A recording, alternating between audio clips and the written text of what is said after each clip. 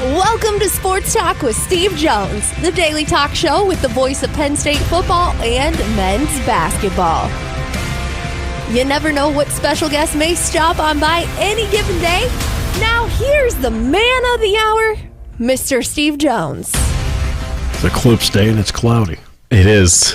I wonder though, Steve, did anything happen in sports the past 24 hours? Anything get announced, talked about? Any ideas?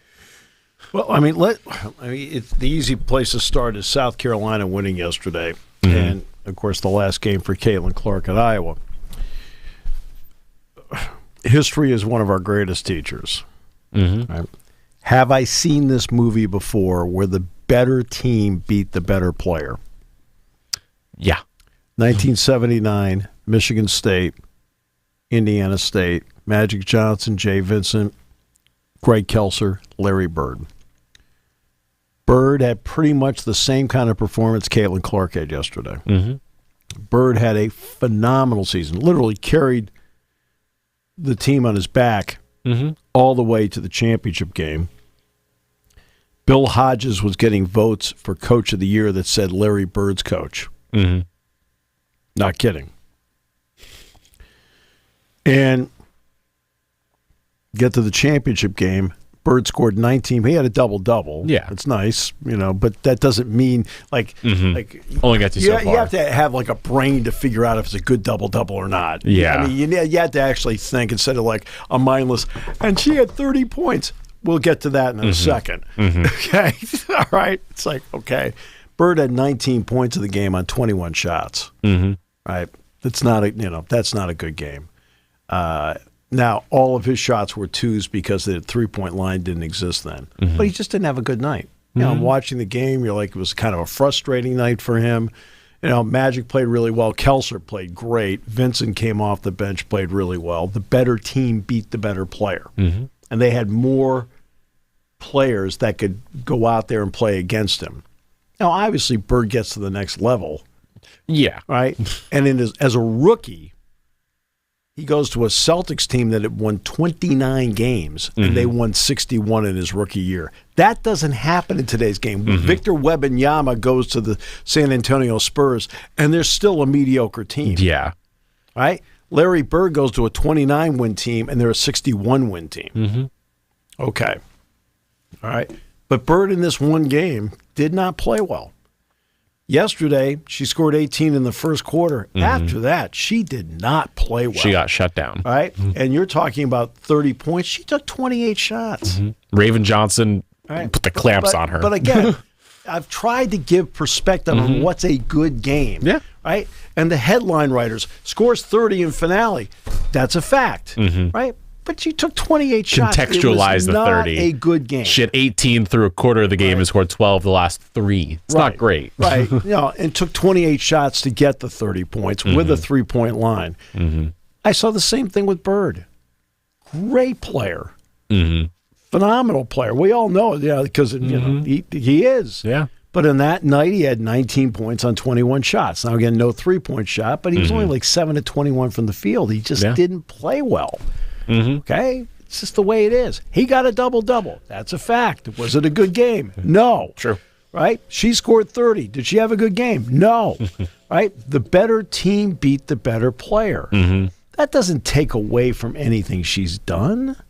My goodness, the long list of accomplishments and how many different eyeballs that she brought to a TV set that wanted to watch her play. Because we've gone from the era of the dunk, wow, the dunk, spectacular, the whole thing. Bird and Magic brought the pass back. Yeah, very much so. Right? So Bird and Magic brought the pass back into the game and the concept of team basketball. Michael Jordan, who could do everything, pass, play defense, right? But the dunk, wow, the dunk contest became a big deal. Now it's okay, whatever, right? To the Steph Curry era of the shot, the three-point, look at the distance. Well, that's her. The three-point shot from anywhere, right? Anywhere from the half-court line in, she could take a shot and make it. Yeah. It was spectacular. It is spectacular. And she's a great passer. Oh, yeah. right? So this doesn't take away from it. Mm-hmm. So now let's get into a couple of issues, not with her, a couple of issues. Okay? So before we do, the viewership number for this game on average at its peak was 17 million concurrent viewers at its peak in terms of watching numbers. There's no exact number on how many watched in total, but 17 was the peak it had at one given time, which is the most watched college event ever on ESPN Plus, and also the most watched women's basketball game ever. Right. So, like, I mentioned Magic and Bird that had 40 million. Okay. Just to give, but they launched, and what's happened in the evolution of this is that a Cheryl Miller, a Cheryl Swoops, a Diana Taurasi, Holdsclaw, Shamika Holdsclaw. I was still to this day, when they lost in the Sweet 16 after winning 3 titles and turned and walked off the court and didn't shake the hand of the other team, that soured me on that group forever. I'm like going, everybody else for years waited for you. I'll never forget that. I was like, you got to be kidding me, really? Which will be one of the points I'm about to make a little bit later. Okay? It's all going to be tied together. To Breanna Stewart, Maya Moore, so many great players. And each one along the way advanced, maybe inch by inch, but advanced the women's game in terms of being something that people would want to watch. She advanced it by yards. Because she plays the game like Steph Curry. Right? In a lot of ways. I mean, he's not a great defender either. Right? I mean, I'm not joking. Again, I when I was talking to the group in Jacksonville, this came up, and I was talking about Zach Edey. Edey, he drops the ball down by his hip. That's why you're seeing people slap at it a little bit more. He's kind of developed that habit. He doesn't have a face-up game in terms of getting to the next level. What's it going to mean? Right? I said, I can talk about him like that. Why can't, as a basketball player, why can't I talk about her as a basketball player? People get offended, like, well, what do you mean she's not good?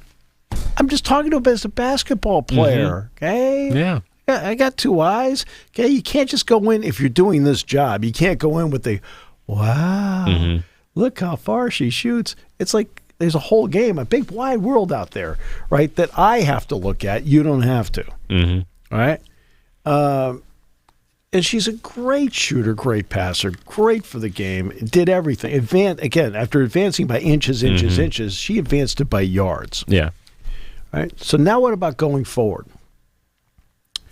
Who will be one of the faces of the women's game next year? I've already had a name for you. It's going to, outside of Paige Beckers, of course, because it's going to be her, and it's going to be Juju Watkins. What's the problem with Juju Watkins? USC, West Coast. Yep. That's exactly the problem. Okay. So Are they going to be in the Big Ten? Yes. Is that women's basketball going to? Oh, yeah, everybody's going. So that's going to help a little bit. For all we know, Juju Watkins, like Caitlin Clark, could be playing a game in the Jordan Center. Okay. Well, quickly, that's going to help her viewership. But also, I don't know if you saw this, but Cameron Brink, of course, great defensive player of the year, WNBA. And she said part of the reason she didn't want to come back, because she could have if she wanted to, was she did not want to travel as much as she was going to have to, which is fair. Right. But the West Coast thing's a big problem. All right, so let's put it into context. How many times have any of you watched a full Mike Trout game? Oh, boy. When he's not on the East Coast, it's been a while. Right? In reality, I'm not talking about ESPN highlights. A full game, full 9 innings. How many times have you, or at least watched like 3-4 innings of a Mike Trout game? Saw a couple at-bats, saw him steal some bases. Right? How many times in reality have you actually watched a Shohei Ohtani game? It's a good question. It's been a while. Right. I mean, what do you know about the LA Kings? What do you know about really, outside of LeBron and Davis, what do you know about the Lakers? You hear about the Lakers a lot. What do you know about, when you're a West Coast team playing games that start at 10 and 10:30 at night Eastern time, which is 7:30 there, 47% of the population lives in the Eastern time zone. Juju Watkins plays at USC. Okay, more than half of her games are going to be games that people are not on the East Coast are probably not going to watch, not because they don't want to watch, but it's like, okay, it's Thursday night. I got to go to bed. I got to go to work in the morning. Yeah, right? For years. And that is a problem when you have stars that play on the West Coast. Sabrina Ionescu played at Oregon. She was great. The problem was she played at Oregon. Right. And so now they show up in the NCAA tournament, right? And that will be the big plus, showing up in the NCAA tournament. And USC will be one of the top 4 teams in the Big Ten next season in women's basketball. Because she's going to, on her own, carry them. Right. It doesn't matter who else is there. Right. So UConn will be UConn. Paige Beckers will be Paige Beckers, should she stay healthy, which will be a key. And that team is going to have And Juju Watkins' problem is not her problem. She's obviously a great player. I mean, I watched her play against UConn. She had an okay game. Like she was. I was like going, okay. Because I'd never seen her play before. Yeah. I was like, okay, right? But it's only a one-off. But her problem is going to be playing 2/3 of her games on the West Coast. People are on the East Coast, except for highlights, are not going to see her really play because of the time zones. I mean, and that's why I brought up all the pros like along the way. I mean, Barry Bonds hit, 73 home runs in a season? I mean, how many did you actually see him hit except for SportsCenter? You didn't watch any Barry Bonds games in San Francisco until they got to the World Series. And that's why I'm interested in what might happen with Juju now that she is in the Big Ten. Because that was something we saw with Caitlin Clark a little bit, where Iowa would travel, and like this season especially, like Nebraska always does really well ticket-wise, but sell out. Yeah. Or Wisconsin, sell out. Like, they're selling out a lot of places. I wonder if her junior year, let's say year 3, like she might have that similar level of it's going to depend audience. It's going to depend on how she is and everything around it. But I think you have to have the right personality, the right time, the right kind of game, whatever it is. Caitlin Clark had all of that, right kind of personality, right time, right kind of game. Could hit the long shot. And it's tougher in today's game where you brag about the one that drives to the bucket, to the bucket. That's Juju Watkins. She drives to the bucket. She's out there 30. Okay. As somebody who stood on the spot where she took the shot to break Maravich's record, I went out there and stood on it, right? It's 33 feet. It's far. It's far. But I'm saying, but that's the entertainment factor. It's the Steph Curry, Damian Lillard. Yes. Like, that shot should not go in under physics. I mean, it's, right? It's what she does. But now let's get to the other part. And this is the part that holds the game back. And it's the pettiness within the game, not by us talking about it. Now, how often you hear the NBA guys brag about, Steph Curry is great about talking about women's basketball. So are many of the other NBA players are great about it. But the pettiness occurs within their own game. And that's what, and that has been a constant problem. And I want to, and I'm going to go back to, let's take one closer to home. I'll never forget, right? And believe me, and I liked Rainey Portland. Okay, this is not like but like doesn't mean I have to like everything somebody does. I know you're trying to back up your own player. I got that. Okay, I understand that. So when Gino was talking about Paige Becker, she's the best, one trader. Of course. That's your player. So I understand. And with Renee, I understood when she talked about Kelly Mazzani. That's her player. But she made some cutting comments about Lindsay Whalen when she was the Big Ten Player of the Year. Like going, hey, it's okay to be like 100% behind your player and recognize the greatness of another. We've seen with Caitlin Clark, she's not been getting within her own sport universal praise. She'll get universal praise from the media. She'll get universal praise from the NBA. She gets universal praise from guys that play the game. Oh, wow, it's incredible. Look how she shoots, all thing. And then you'll hear Breanna Stewart. Well, she's got to win a championship to be one of the greats. Okay. Diana Taurasi. Right? Now, she's not inaccurate when she says when she goes to the next level, because, look, she's going to, instead of playing against a 19, 20-year-old trying to defend her, she's going to be defended by a 28, 29-year-old. Well, that's what I want to bring up is Taurasi's comments, because... And she's not wrong. She's not wrong, but the other issue is that there was a lot of people read like the one sentence from her, which is like, it's going to be different for her and for everyone else coming in, like Angel Reese. And they read that as, oh, like Durasi thinks you're going to fail. She said greatness can come in and can still be great, but it's going to be a different game for them. Well, that's the weird one. Here's the two issues they have with this. I just talked about the fact you're playing as older, experienced players that defend you, right, compared to the 19-year-old like going, it's Caitlin Clark. That's a long way out. They're going to go out and get her, okay? But here's the other part. It's the way the WNBA works. The draft is next week. Okay, you have to finish up school. It's up to her. I'm going to guess she has her degree. Yeah, or is going to get it. Okay? I'm wondering if she has her apartment yet in Indianapolis. Yeah. But it happens so fast. Everything happens so fast. She looked tired yesterday, right? At the end of the game, she looked totally drained, right? But you play the game on April the 7th. The draft is next week. Camp then comes up, then you start playing the season. Everything happens so fast. There's no break in there. And for rookies in the WNBA, it is a grind because you really are taking a season that you began in training camp in September and you're still playing. Right? There's no break. Like the NFL guys, for example, the guys that just went through the college football season, all right, they went through the combine, pro day, things like that. The draft's coming up, but they don't go to training camp until July. They got a break. The NBA guys, they'll all get drafted in June. They might play in the summer league, whatever. Okay, fine. All right, but that's not playing in the summer league is not a grind. Yeah, it's a couple weeks. Suddenly, it's like the WNBA because of the season compresses the schedule, and there's no chance to breathe. And her and Angel Reese and Cameron Brink and others that are going to get drafted are not going to have the time to breathe. And again, let's talk about Cameron Brink. Except for being in that TV commercial, have you ever seen her play? I have never seen her play. She plays at Stanford.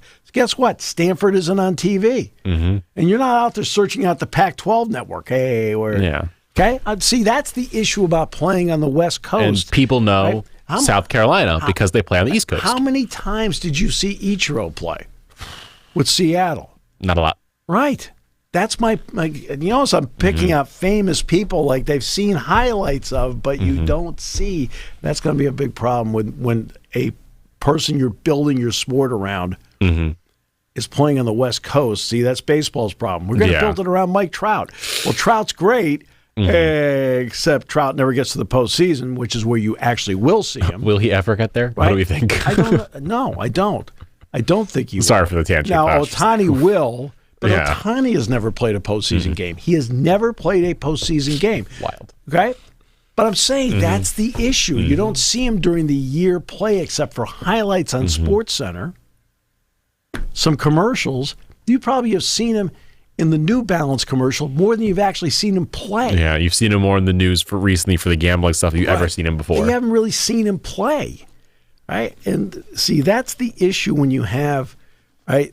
Like sometimes location means something. So look, there's no doubt that the ratings numbers will fall back next year. Yeah. Right? It's just the way it is because she's a once in a lifetime type of player.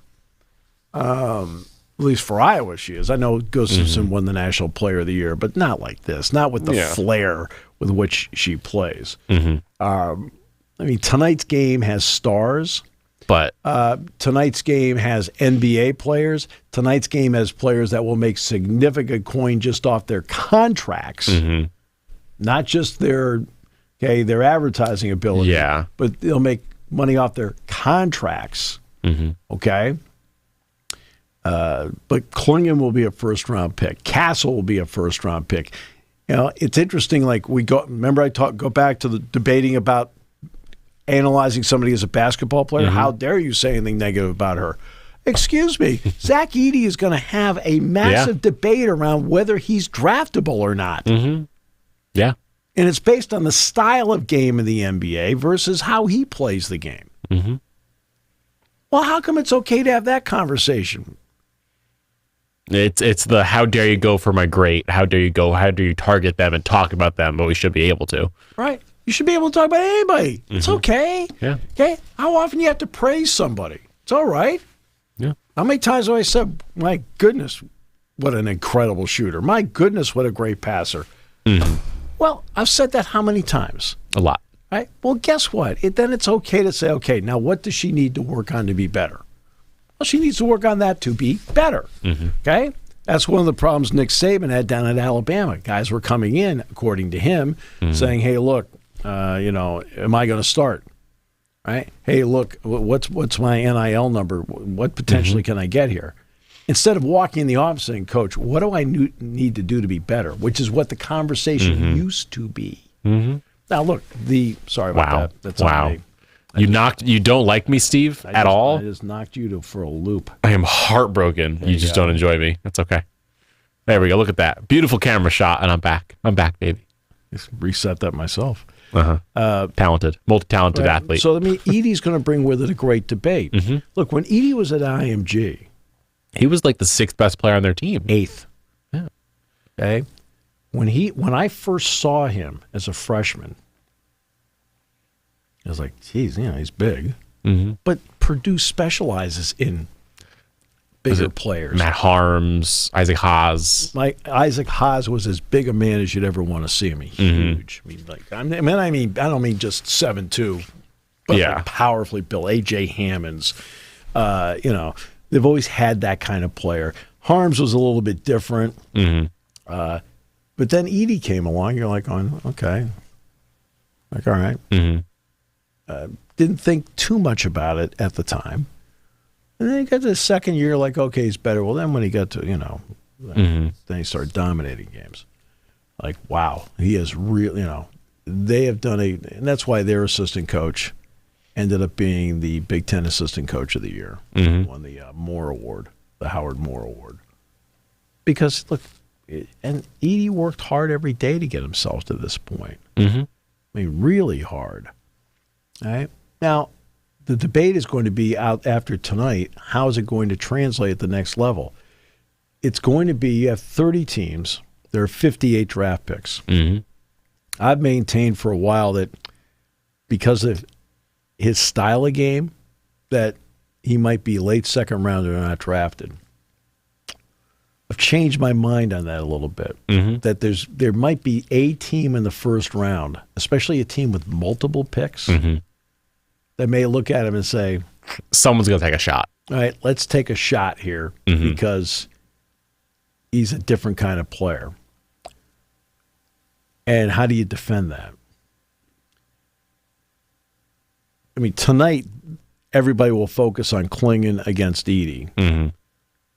To me, the swing matchup is Lance Jones against Stefan Castle. That's the swing matchup. Yeah. All right.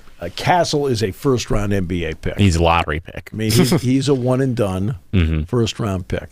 Klingon is considered to be a first-round pick. Now, why is Klingon a first-round pick and not Edie? Because he can step out, he can face up, he can shoot the three, he has a face-up game from 15 to 20 feet.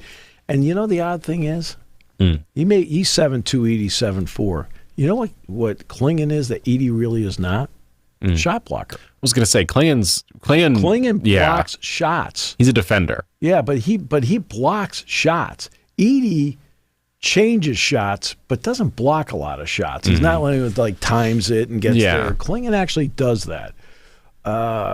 And that makes him draftable. Newton is like, I don't know. Cam Spencer's probably going to go first round somewhere late, maybe is my guess. I don't know. I'd say someone takes it at the end of the lottery. He's a good athlete. He played lacrosse. At one point in his life, he was a lacrosse player.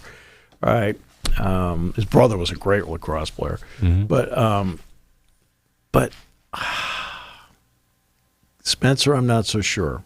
You got to remember, you have to figure in the Europeans. Yeah. Into the international component into the NBA draft comes into play here. This is a weird year. It's a weird year. There's a lot of Europeans coming in. Right. But see, that's why it's not like the NFL where you sit there and go, okay, Caleb Williams, okay, now we're going to go, Drake May, let's talk about Jaden Daniels, all right, but let's talk about Olu Fashanu, let's talk about, but they're all playing, okay, there's no international draft. There's no international drafted players. Yeah.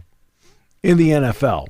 The NBA only has 58 spots. In this year, it's 58 because 2 teams lost their draft picks. The Knicks lost second. It's heartbreaking. Yeah. But there's 30 first rounders. And you're sitting there like, okay.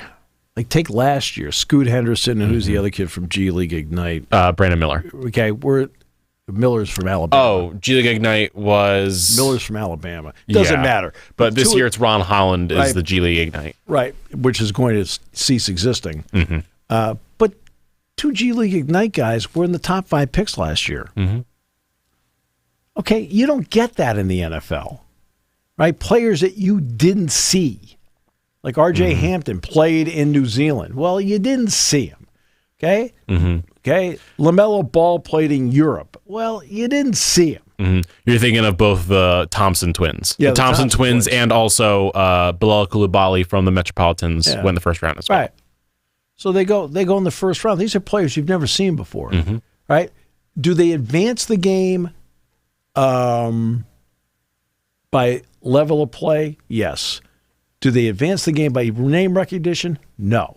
In other words, Caitlin Clark will advance the game of the WNBA by name recognition. You know, she'll play well, but by name recognition, there'll be more eyes watching.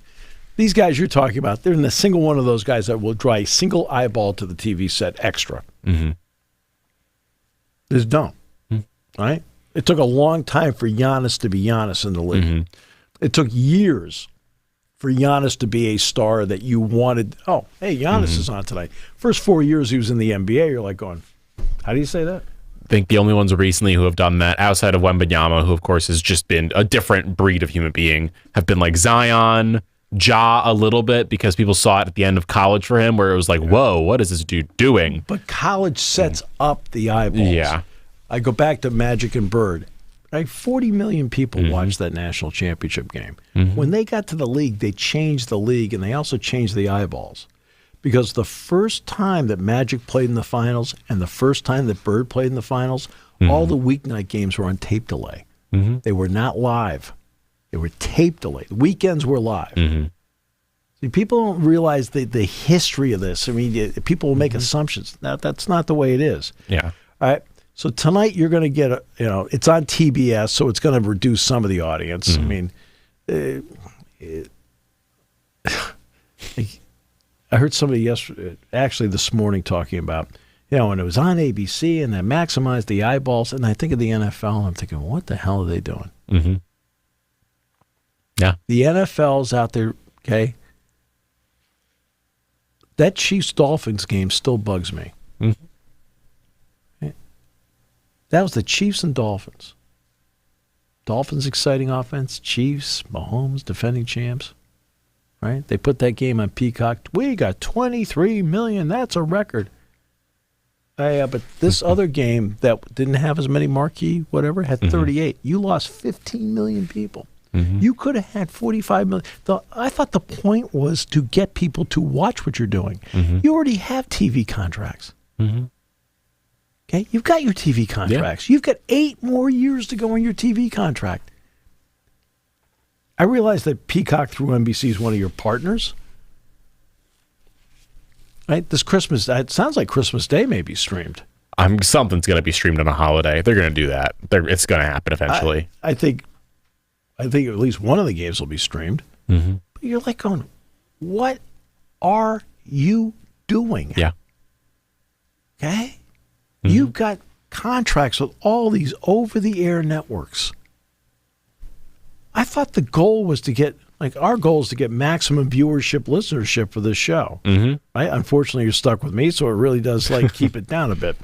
But that's the goal of what you're doing here. We're doing this, because we think we can get viewership, right? People tuning into the podcast every day. I have no idea. I couldn't even tell you in a million years if we have any numbers. Right? There's other people. I can confirm we do have numbers. Most of them are Dick Girardi, but yes, DJ, you're the man. All right, but that's why the history of how we got here. I don't mind a package being on streaming. Like, for example, I expect one of the packages for the NBA contract to be maybe Amazon. Right? If Apple wants to do baseball, fine. Not a Friday night package. But my goodness, Yeah. You have to have some common sense as to what you're doing. So tonight's game's on TBS. It's part of the deal.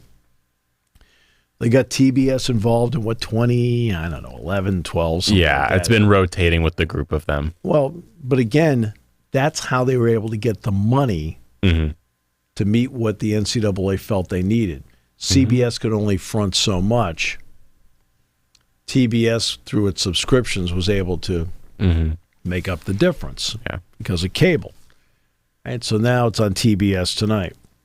Next year will be on CBS when they're in San Antonio. Yes. And so you've got a great matchup tonight. And it's one thing that the women's game and the men's game both ended up with.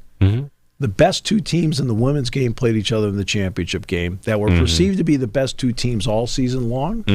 And the best two teams in the men's game that were perceived to be the best two teams, right, are actually playing in the men's championship game as well. So each one ended up with the two best teams you thought in November are the two teams that are playing tonight and are the two teams that played yesterday. The best rose to the top. Right. At the end, the teams perceived to be in November, December, January, February, and at the beginning of March, that people perceived to be the best teams ended up being the best teams. Okay. Yeah. And that's where you have tonight's matchup. You know, it's that 9:20 start, which is in that weird time-wise. That's fine, but you know, you're trying to, because it's 6:20. Actually, it's going to be 6:20 there, right? Because they're on Mountain Standard Time. They don't change. They don't change their clocks. But that's happening. And then speaking of John Calipari, last night. This news, I think, broke a lot of people's brains because we had discussed earlier after Kentucky had lost to Oakland and Jack Golke being the greatest player to ever live. Yes, from Division II. From D2. That Calipari could get bought out for $33 million if Kentucky wanted to fire him. That wasn't going to happen. It's a lot of money. But in Calipari's contract, he had the ability to leave, but he had to tell basically the AD, I believe, like if he's talking to someone else. And last night at like 11:30, this news comes out that Calipari is talking with Arkansas because Eric Musselman just left for USC in California last week. So they were expecting to hire someone. They couldn't get Chris Beard from Ole Miss. They couldn't get Jerome Tang from Kansas State. And where'd they go to? The biggest name currently, coach-wise, in college basketball. One of the bigger ones. Sure. One of the biggest ones. And John Calipari, 5 years. We don't have a number, but it's going to be gigantic, I think is the best way to put it. And this would end his 15-year run with Kentucky, having produced hundreds of NBA players. Yeah, they haven't done well in this decade advancing in the NCAA tournament. And, I've told the Kentucky story about Tubby Smith and how they won a national championship, and some of the people were complaining that he lost 2 games in Rupp Arena. It's that kind of fan base. All right? It's that kind of fan base. For Calipari, let's start with the Arkansas part.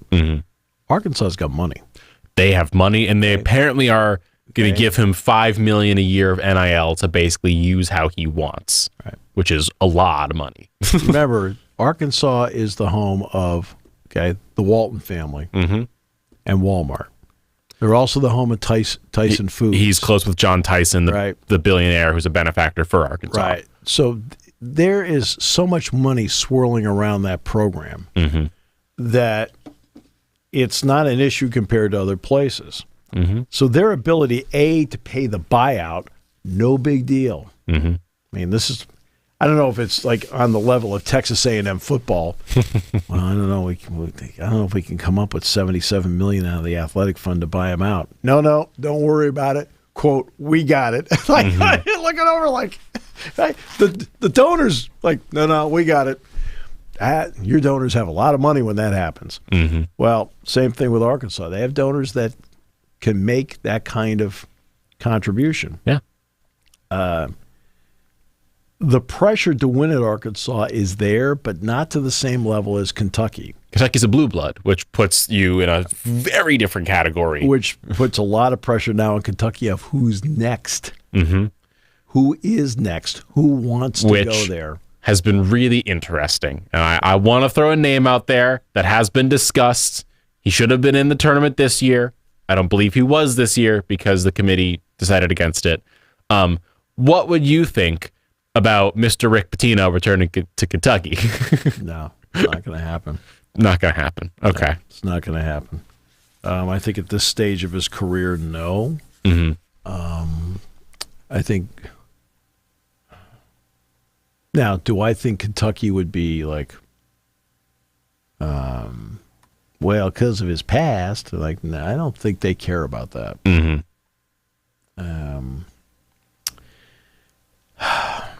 I mean, nothing.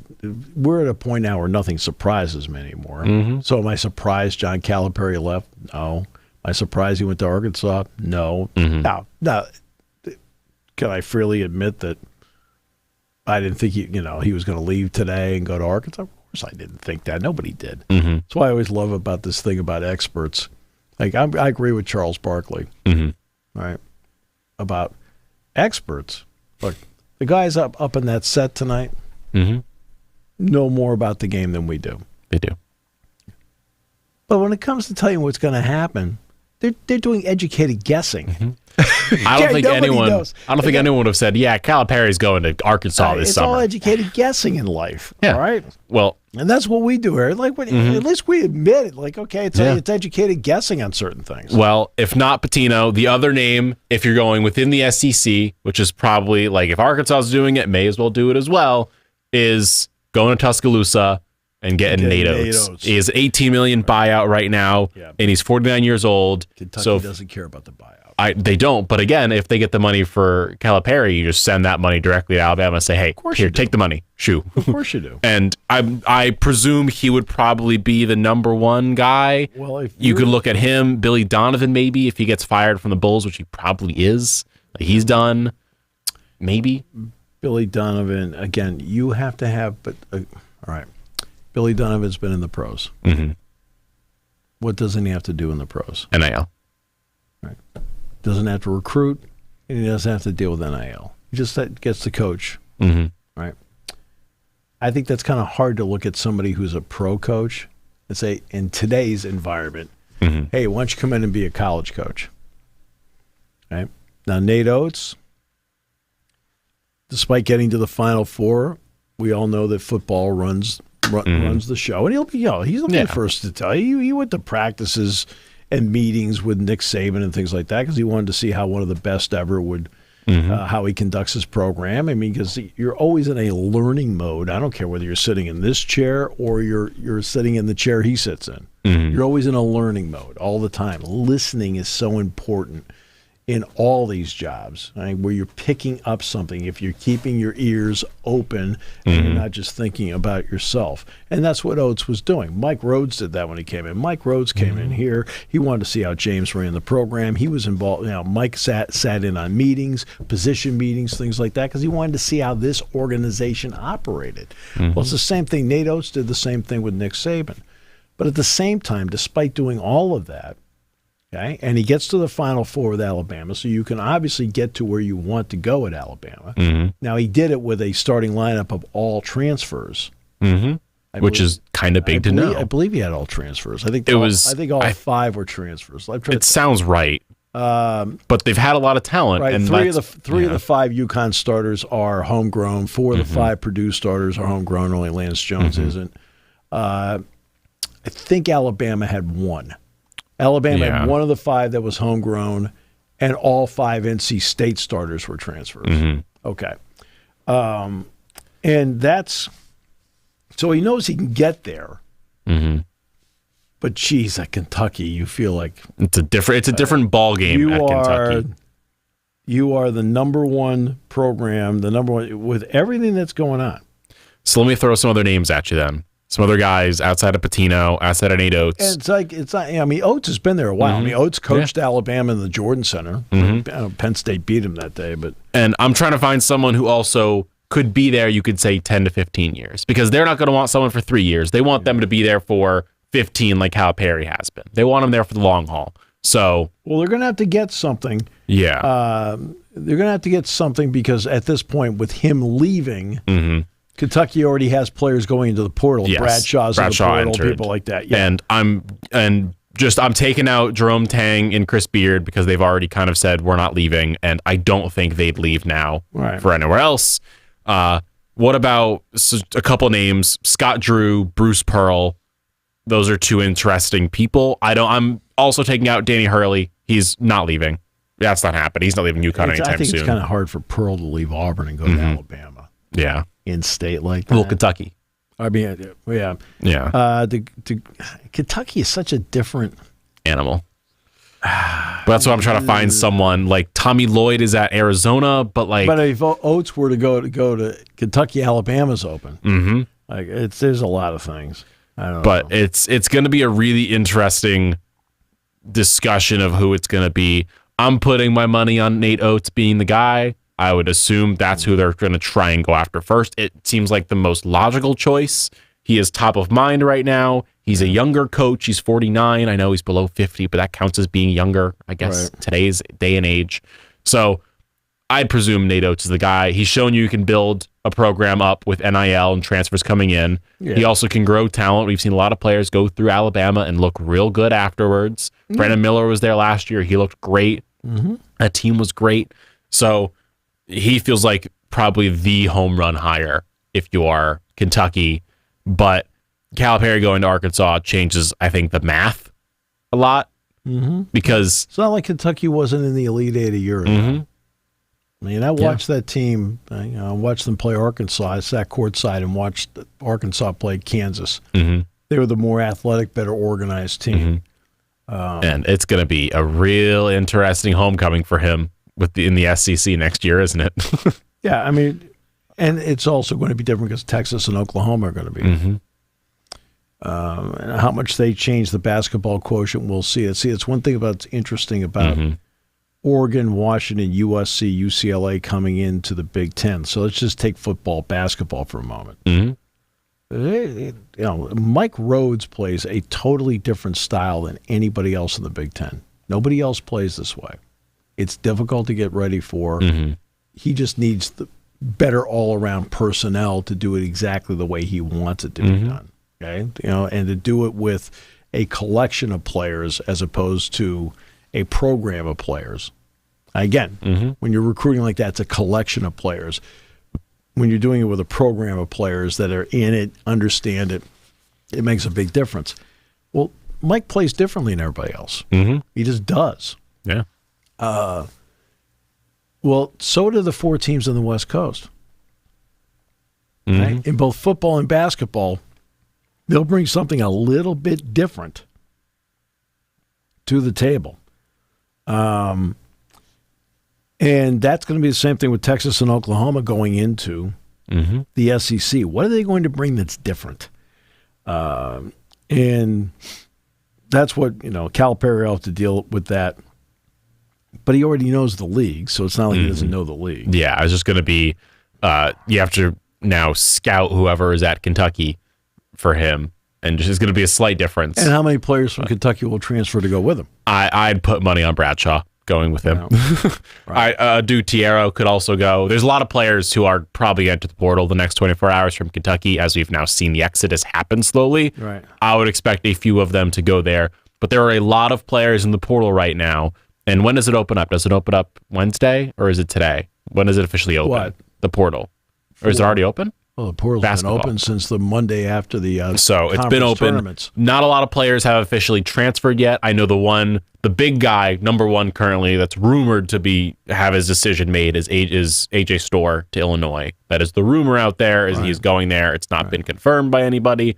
Well, but there's a lot of players in the portal, like Kobe Johnson or someone else who could. Kobe Johnson is going to look, I think, from UCLA.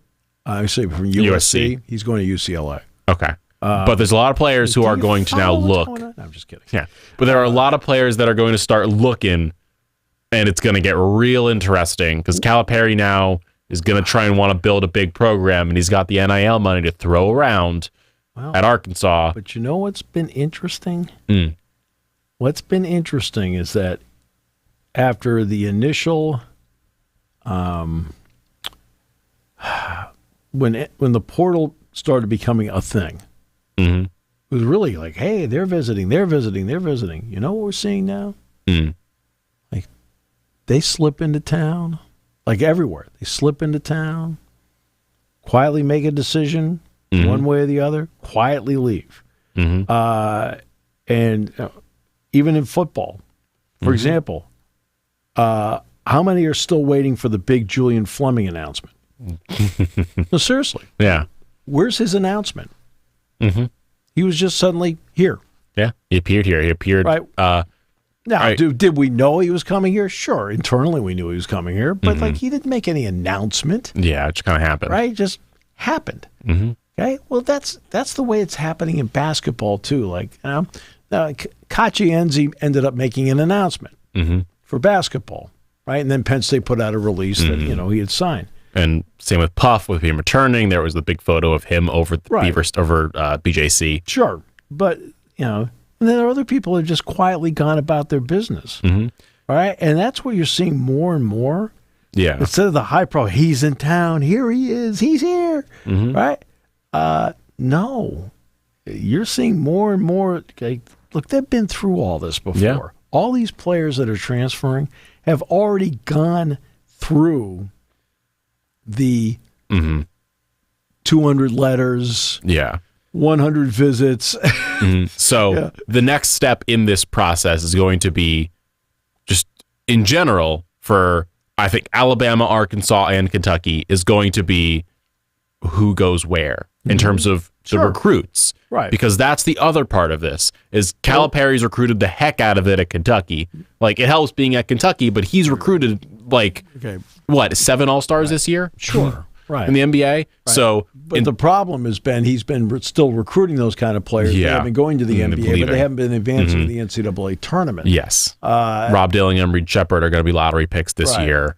So, and you have to remember, depending on who they select. So let's just for argument's sake, say it's Nate Oates. Nate Oates doesn't play the same way as John Calipari does. Yeah.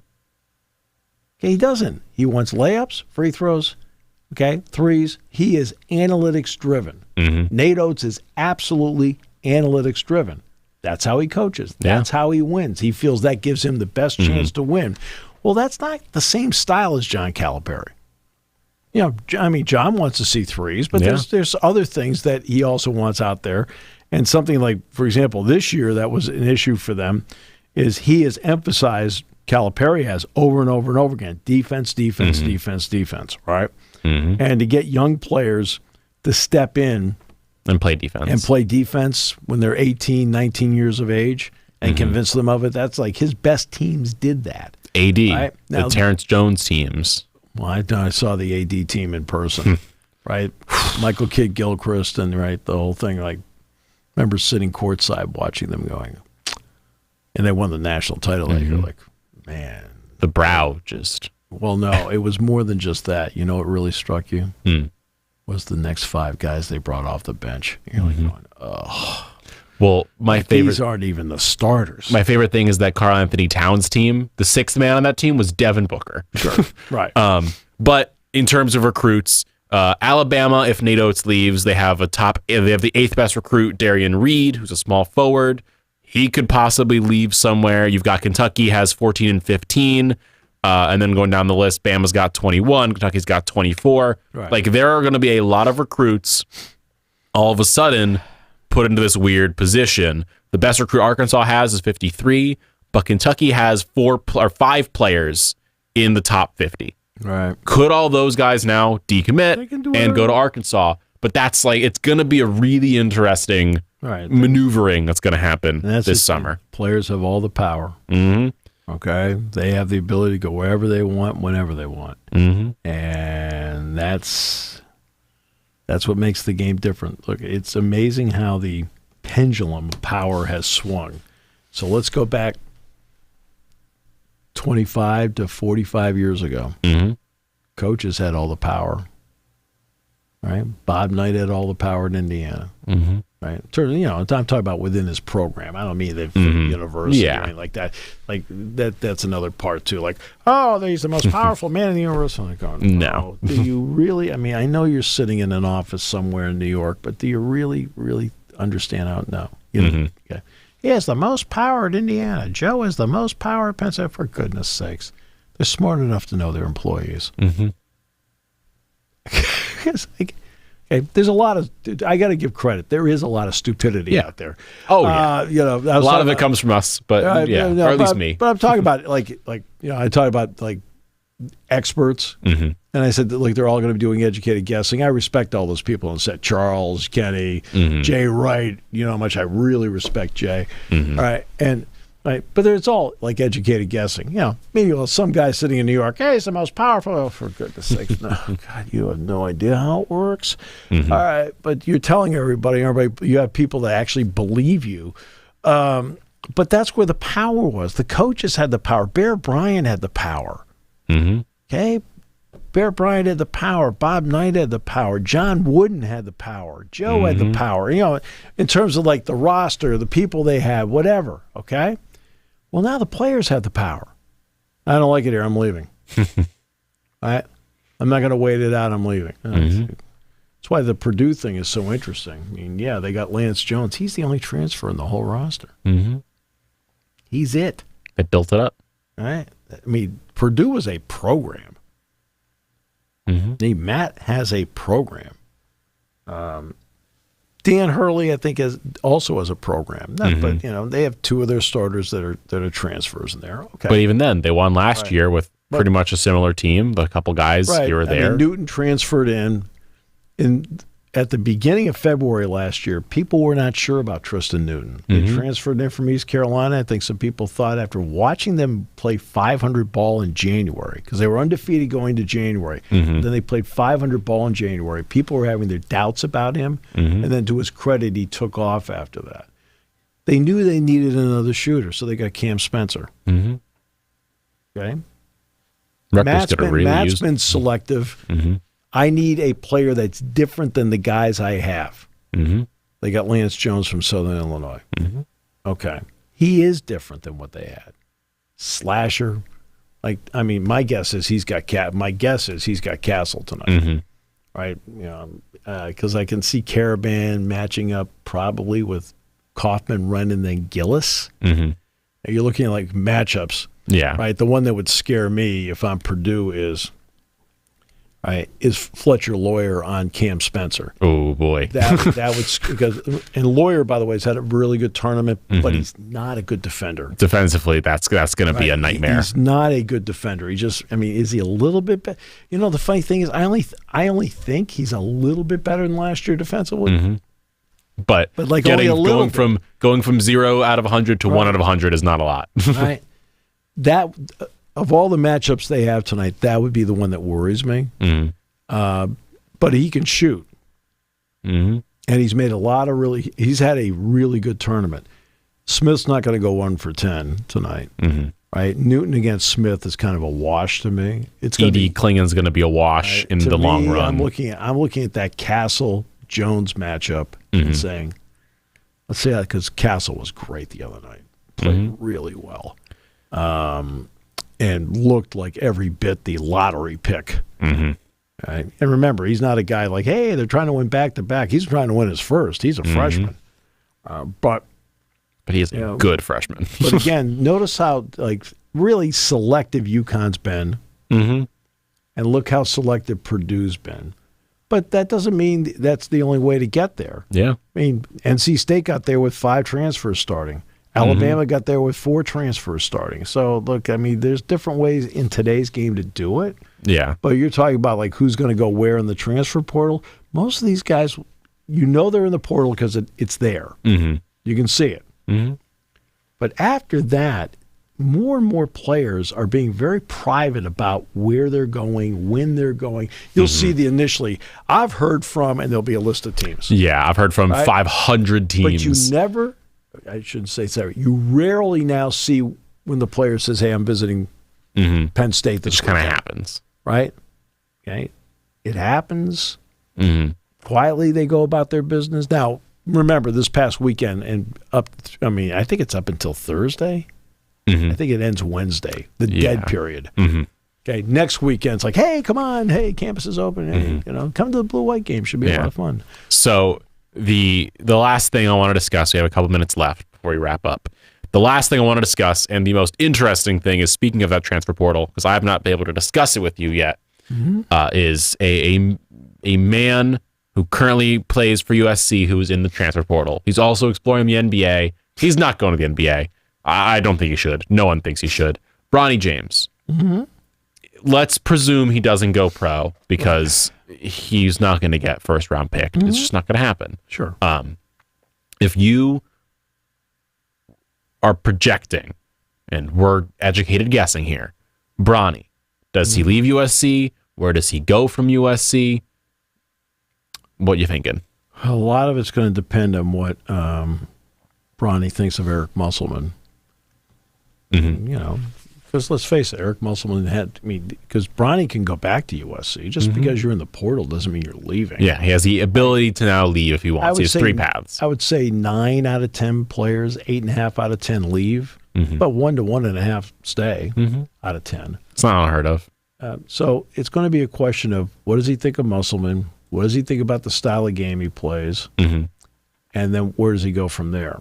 In terms of relationships, okay, Keith Dambrot is out of Duquesne.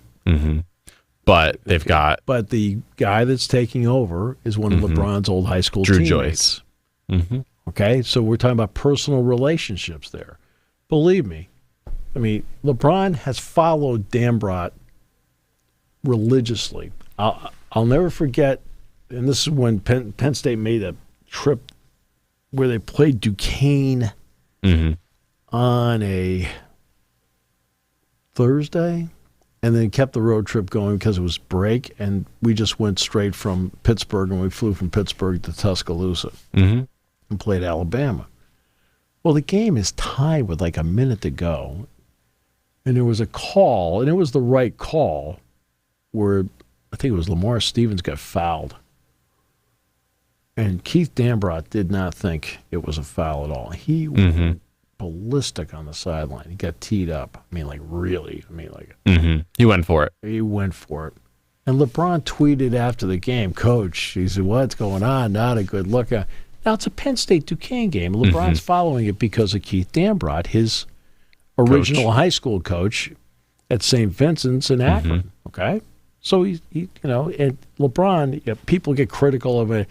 He's been a loyal guy to a lot of people in his time. Yeah. Right? Well, Dambrot was his original high school coach at St. Vincent's. Right? I think they like the first 2 years or something like that. Well, he's tweeting about him because that's his coach. Well, now Joyce is one of his old teammates. So you can't discount Duquesne in that. Do you discount Ohio State? Yeah, right? Because LeBron loves it. It's been discussed. Do you discount that?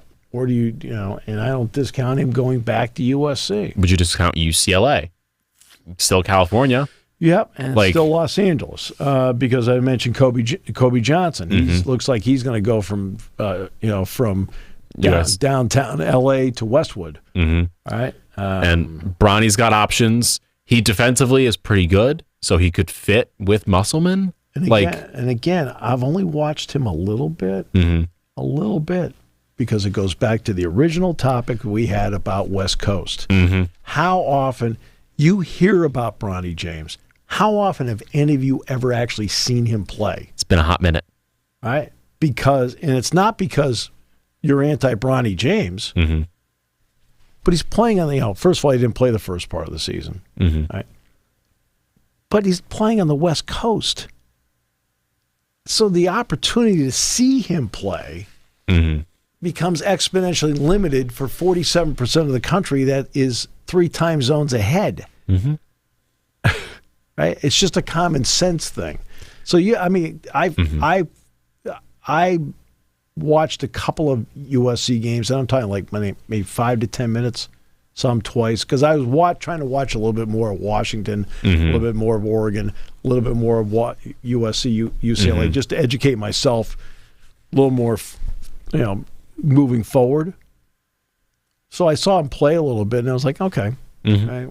He's got some work to do. But I also kept it in the context of, hey, look, this guy's coming back from being in the hospital with a heart problem in the summertime.